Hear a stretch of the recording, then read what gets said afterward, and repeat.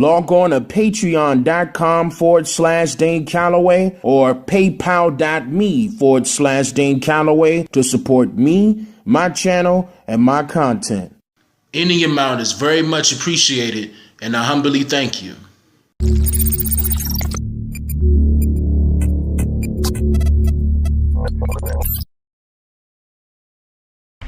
It's really important for us to remember our history. The Irish, who left behind a land of famine. The Germans, who fled persecution. The Scandinavians, who arrived eager to pioneer out west.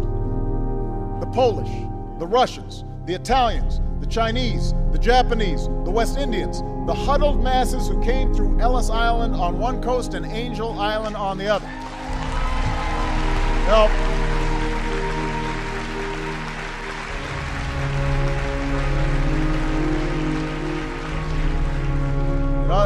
unless you're one of the first Americans, a Native American, you came from someplace else.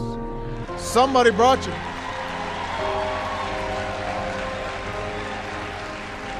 All those folks, before they were us, they were them.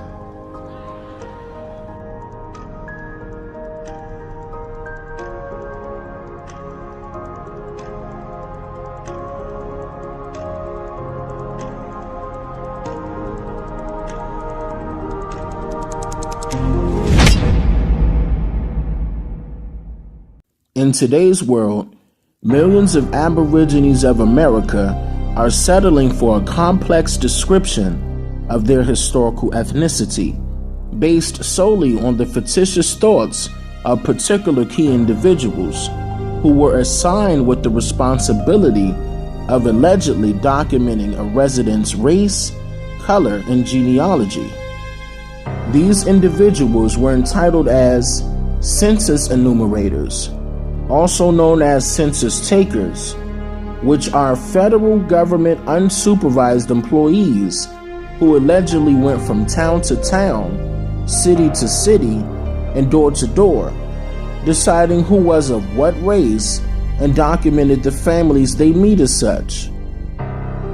The census enumerators had a mammoth amount of influence on our genealogy records, still to this very day. In fact, what they informally documented on a sheet of paper was literally based on their mere individual opinions, and then later deemed as official records that were sacrosanct, leading to hundreds of years of the census takers' ideas of race being considered as official historical records of information. Make note of this very important fact. These census takers were provided instructions, and they recorded the ethnic category of various family members based on their perception of the family when they visited. So if you are attempting to find and interpret data about your family's history, these results can be confusing, especially if in one census they are deemed as all other free persons or slaves, and then free persons of color, then mulatto, and even black. In most early census years, there were no categories for Indian at all, while in others, free people of color were recorded in one group. Most census of today's society are skipping the classification of race altogether, leaving that particular portion blank for people of light to mid and dark brown skin complexion. So, where your family fell into a race classification category was solely up to the individual census taker of that particular area, not your family members. The complexity of census records are in fact outrageously discombobulating, but still very utilitarian for research purposes and enthralling nonetheless. During the early year of 1790, Congress assigned the full responsibility of census taking to the marshals of the U.S. judicial districts under an act that governed census taking through the years of 1790 to 1840. It was then called the 1790 Census Act, having been signed by then President George Washington, Vice President John Adams, and Speaker of the House Frederick Muhlenberg on March 1st, 1790.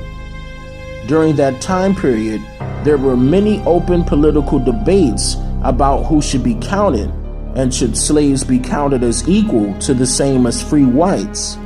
There was an economic structure already in place to this entire governmental construct that was not limited to taxation, which sparked a debate with the Northerners wanting slaves to be counted as equivalent of free whites, as the Southerners did not. Eventually, there was a compromise established, and August 2nd, 1790 marked the date of the official census day. According to the Census Bureau, the 1790 law required that, quote, every household be visited, that completed census schedules be posted in 2 of the most public places within each jurisdiction, there to remain for the inspection of all concerned, and that the aggregate amount of each description of persons for every district be transmitted to the president.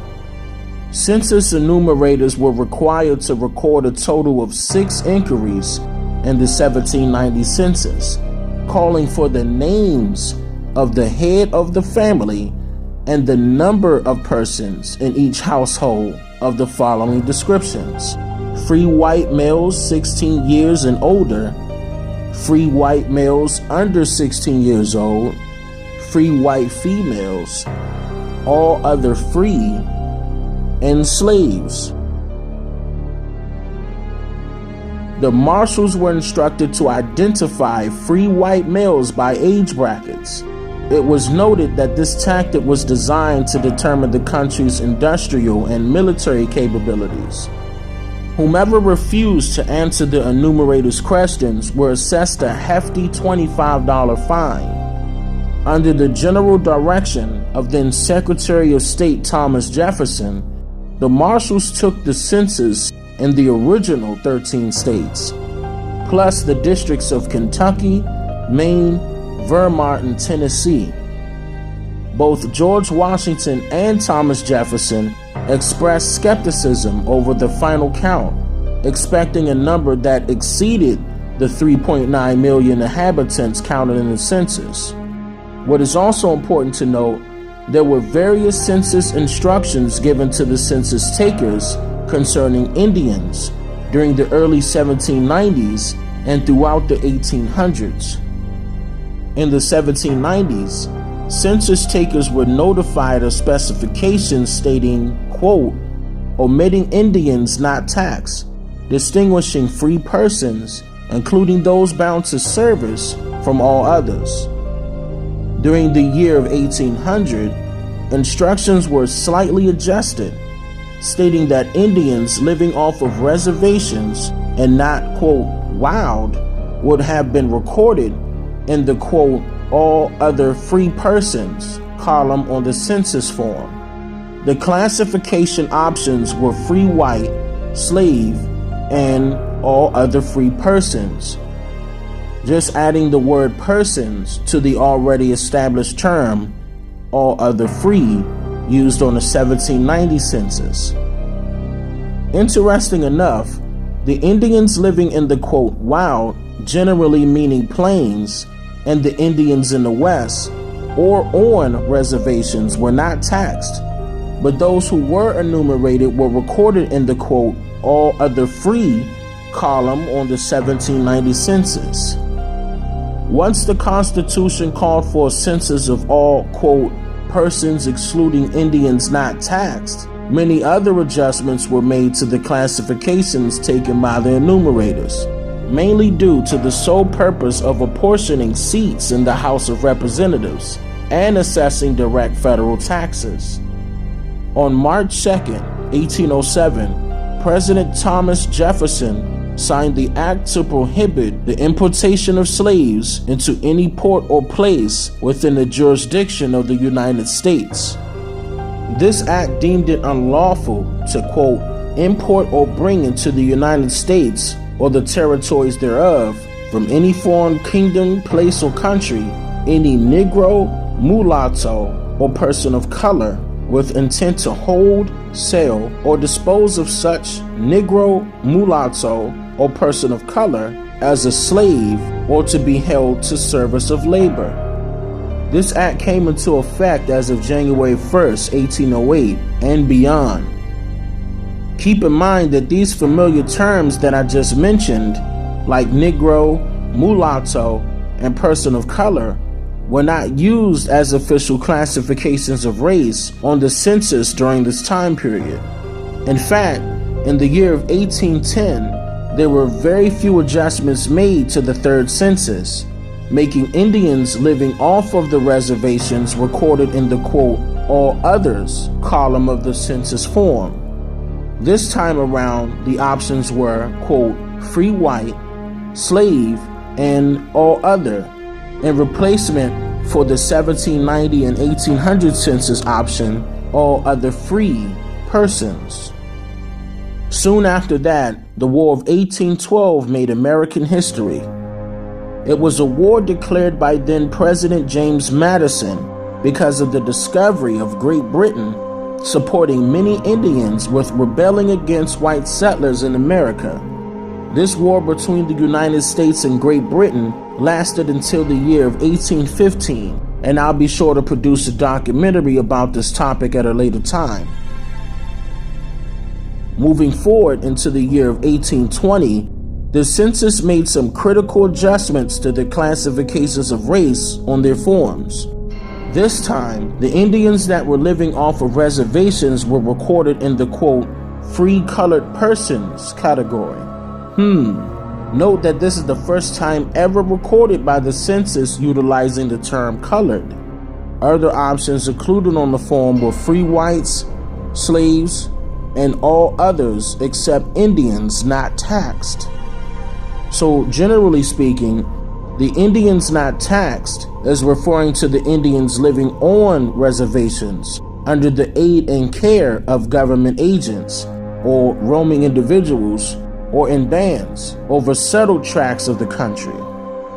According to Webster's Dictionary of the year 1828, the word American is a noun, with the definition being, quote, a native of America, originally applied to the Aboriginals or copper-colored races found here by Europeans, but now applied to the descendants of Europeans born in America.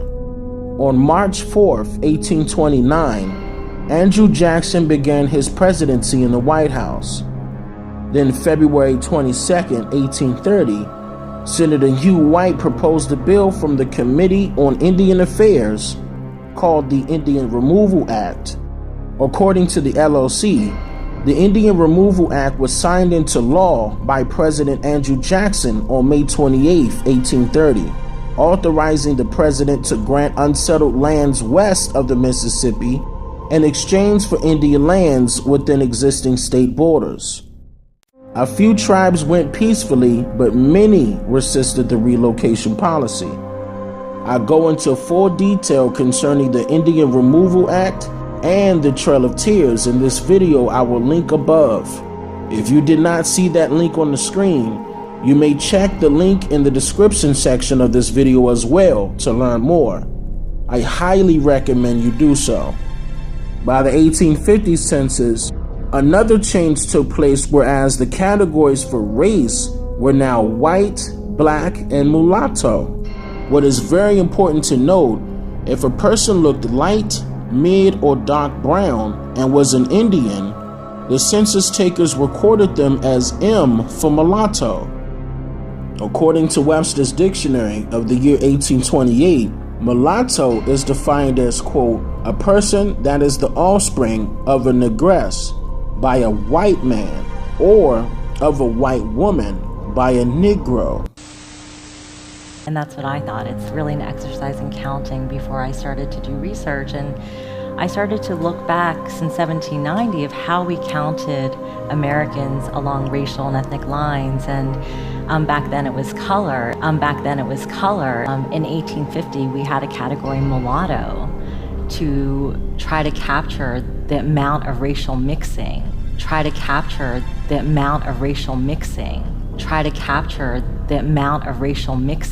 Between blacks and whites. In 1890, I believe, they added octoroon and quadroon to try to get at precise racial mixtures between blacks and whites. They actually dropped that altogether and just used black for anyone with any trace of black ancestry, and hence this idea of the one-drop rule, which has stayed so pervasive in the minds of Americans of who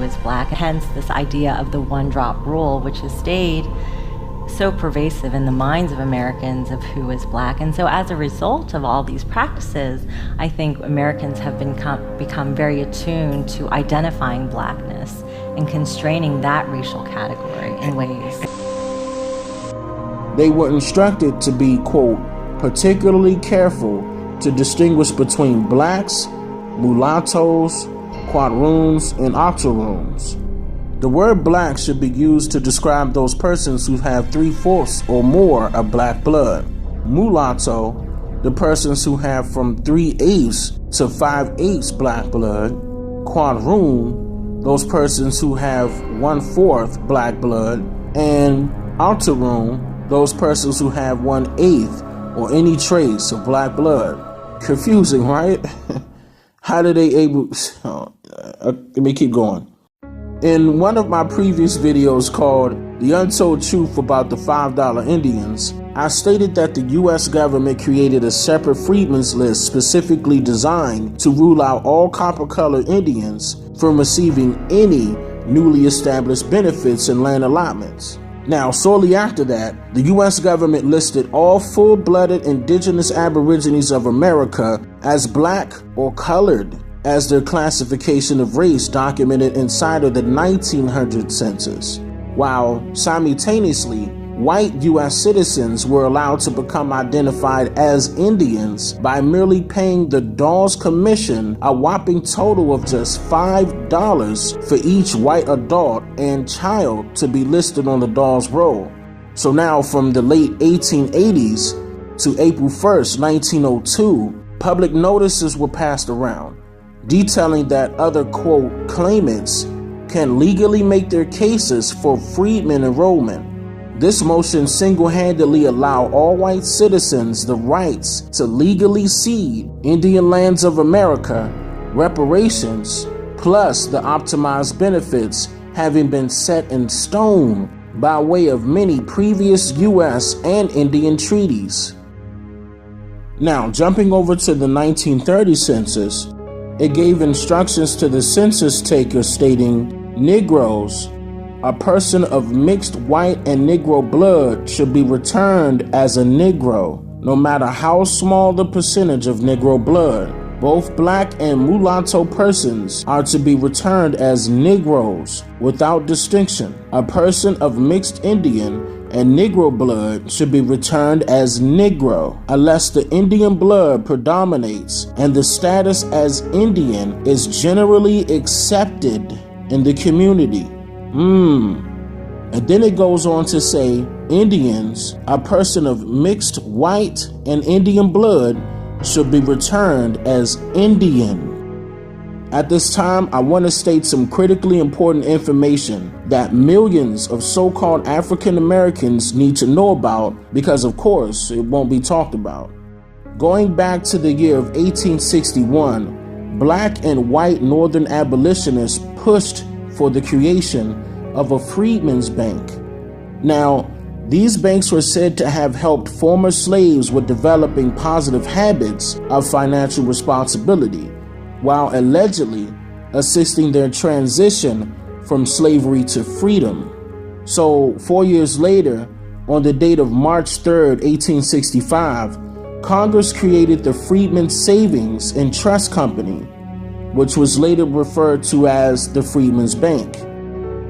According to historical records, President Lincoln immediately signed the bill into law, Deposits were received only, quote, by or on behalf of persons heretofore held in slavery in the United States or their descendants.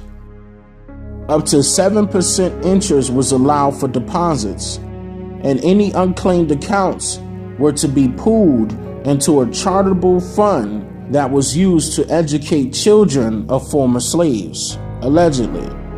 In 1868, the bank headquarters was moved to Washington, D.C., where black staffers were trained to overtake its operations. At its peak, the bank operated 37 branches in 17 different states and the District of Columbia, making it one of the first multi-state banks in the nation. And by 1870, nearly all of the local branches were operated by copper-colored Aborigines. Frederick Douglass, who was elected president in 1874, donated tens of thousands of dollars of his own funds to the institution, but due to some alleged fraudulent activity amongst the bank's upper management and the board of directors, the bank was forced to close officially on June 29, 1874. Now, in my opinion, I feel as though that was a malicious, manipulated story designed to have reason to close all 37 branches of the Freedmans Banks. I wouldn't put it past the jealous government of a corporation anyway. Furthermore, at the date of closing, get this, nearly $3 million was owed to 61,144 depositors. Now, adjusting these numbers for inflation, that's nearly $57.8 million and over 70,000 depositors. Concerning this matter, I'll be sure to go into full detail in a later documentary, but I stated all of this to inform you that the records of those accounts are located in the National Archives still to this very day, and those records also included very useful information like one's first name and last name given, their date of birth, their location of birth, their current residence of that time period. John Hope Bryant. He has a book coming out called The Memo. And he talks about the memo that black people never got. Lincoln created the Freedmans Bank right across from the White House. He gets killed 2 months after his creation. Then pretty much it withers on the vine. Frederick Douglass put the equivalent of $20 million today into the Freedmans Bank. Their alleged classification of race and many other useful historical resources that is not commonly known to the public. In conclusion, I want to show you what classification of race slaves were deemed as such during the late 1700s, prior to the census existence. While diligently researching about this topic, I managed to purchase some authentic historical documents, one of which is an advertisement from a 1750 newspaper describing a runaway slave being scouted for return by his master. He was described as a mulatto fellow. Mulatto, not mulatto. No mention of being a Negro, black, nor of African descent. Now, I know what you're going to ask. Was he an Indian? And my answer to that is, yes, he was. And a full-blooded Indian, to be exact. I'm just here to make you think.